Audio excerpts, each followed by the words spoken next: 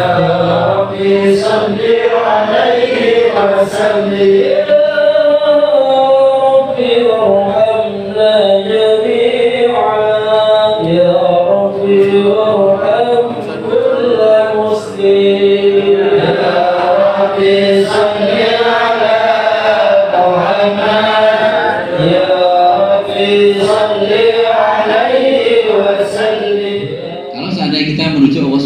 Kira-kira berat mau betul? Iya berat sekali tentu ya. Tentu berat sekali. Menuju Allah Subhanahu Wa Taala itu, caranya juga kita harus paham tentang syariat Islam, ya. Jangan sampai kemudian terkontaminasi dengan hal-hal yang melanggar syariat Allah Subhanahu Wa Taala. Gitu. Nah, kita kan syairnya berikut. Am kaifa yarhalu ilallahi, bagaimana kita menuju Allah Subhanahu wa taala. Gitu. Wa huwa muka'abun bi syahwatihi. Nah, dia itu masih tersandra dengan apa? Dengan syahwat dunianya. Bagaimana kita menuju Allah Subhanahu wa taala kalau seandainya kita masih tersandra dengan keinginan-keinginan dunia? Syahwat itu apa? Tapi syahwat kadang kita maknai apa ya? Kadang kita maknai nafsu dengan perempuan, bukan. Syahwat itu maknanya banyak. Jadi kalau seandainya kita ingin menuju Allah Subhanahu wa taala, maka jangan terlalu menuruti syahwat. Ya. Karena syahwat itu memang berbahaya. Kalau dituruti terus nanti akan apa? Kita akan terjerumus ke dalam kesesatan dan sesuatu yang dilarang oleh Allah Subhanahu wa taala. Gitu. Jadi sebenarnya kitab Al-Hikam itu kitab yang untuk orang-orang sepuh sebenarnya ini. Kalau Yai Murun Jamil itu menyampaikan gini, kalau ngaos ngucal teng pondok, ibu-ibu, bapak-bapak yang sepuh-sepuh, mesti sing kula ajari bekal untuk menghadap Allah Subhanahu wa taala. Kata sih agar kita terbebas dari syahwat keinginan dunia, caranya berikut. Kita bersifat qanaah, menerima apa pemberian dari Allah Subhanahu wa taala. Kalau kita qanaah, insyaallah sedang cukup, karena Allah Subhanahu wa taala itu tidak menciptakan kemiskinan. Ya. Allah itu menciptakan kekayaan dan kecukupan, bukan kemiskinan. Karena kita memaknai kaya lawannya miskin, padahal bukan. Allah itu menciptakan kekayaan dan kecukupan. Jadi kalau seandainya hidup kita itu tidak aneh-aneh, insya Allah cukup. Yang jadi masalah itu adalah ketika kita ini punya keinginan yang melebihi batas. Akhirnya apa? Akhirnya kita merasa kurang. Sudah itu ada motor yang bisa dipakai seharian, pinginnya mau mobil, akhirnya kredit. Nah, ini yang menjadikan bahwa kita tidak tenang.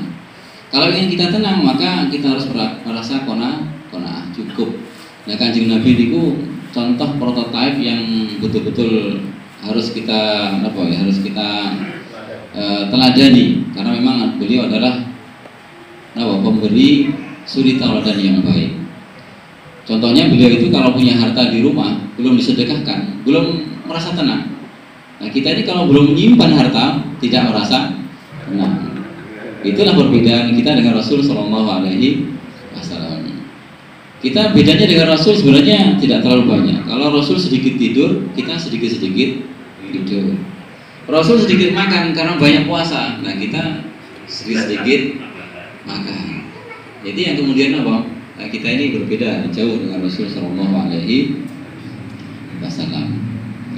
Jadi kiat yang kedua untuk agar hati kita itu merasa tentram, maka jangan sampai tersandra dengan urusan dunia. Karena kalau menuruti urusan dunia, ya itu nanti tidak akan selesai.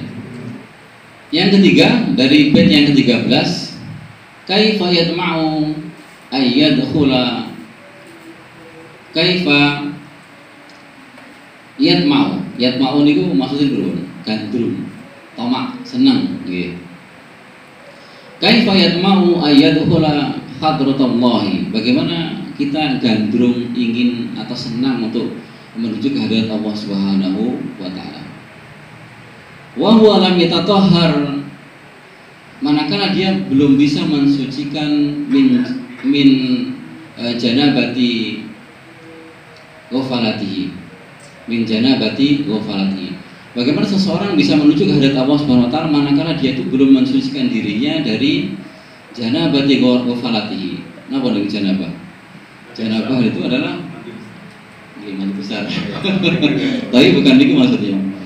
Bagaimana seseorang bisa menuju ke hadirat Allah Subhanahu wa taala manakala dia itu belum bersih dari jinabat-jinabat kelalaiannya. Min janabati ghafalatihi. Maksudnya berbuat. Kita ini kadang banyak ghaflah gitu. Kita ini banyak ghaflah ketika beramal. Ghaflah itu berbuat. Kadang kita sholat ingat kunci ketinggalan. Itu ghaflah nih namanya. Tapi meskipun kita sholat ma'al ghaflah, dengan lalai gitu, kita tetap sholat karena sholat itu adalah kewajiban dan nanti akan dihisab oleh Allah Subhanahu wa taala adalah sholat kita. Kalau sholat kita bagus, insya Allah yang lainnya ikut bagus. Nah, ghaflah ini kadang sangat di sekitar kita. Sholat kadang teringat kunci. Ibadah kadang tidak khusyuk, ini namanya ghaflah. Tapi kita jangan putus asa ke hadirat Allah Subhanahu wa taala, tetap sholat, tidak khusyuk tetap sholat. Karena kalau kita nunggu khusyuk baru kemudian sholat, ini yang jadi masalah. Imam Ali kalau mau wajah itu pun sekali berbeliau ketika dites oleh Rasulullah SAW tidak lulus, apalagi kita. Kita ini sholatnya ya tingkatan awam, tingkatan tinggi lah. Yang penting sholat itu alhamdulillah. Imam Ali itu dites oleh Rasulullah SAW, suruh sholat 2 rakaat. Nah setelah selesai ditanya, pilih surban warna apa ya Ali? Hijau ya Rasul. Nah berarti kan batin bulan. Akhirnya dianggap tidak lulus. Tapi tetap sholat. Ya, sekelas Ali bin Abi Thalib itu betul lulus, apalagi kita jangan. Karena yang dinilai itu bukan ghaflahnya ya, tapi mau tidak kita untuk melaksanakan perintah Allah dan Rasul Shallallahu Alaihi Wasallam. Kemudian yang terakhir, bagaimana cara kita menata hati, sebagaimana disampaikan oleh Ibnu Athaillah As-Sakandari.